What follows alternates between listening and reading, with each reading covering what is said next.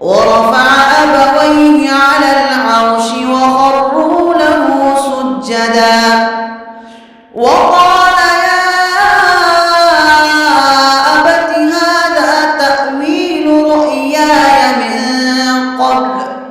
وقد جعلها ربي حقا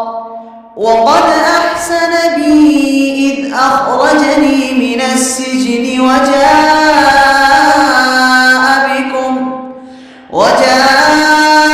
بكم من البدو من بعد أن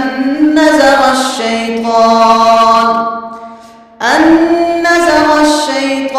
بيني وبين إخوتي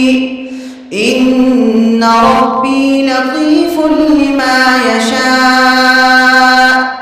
إنه هو العليم الحكيم.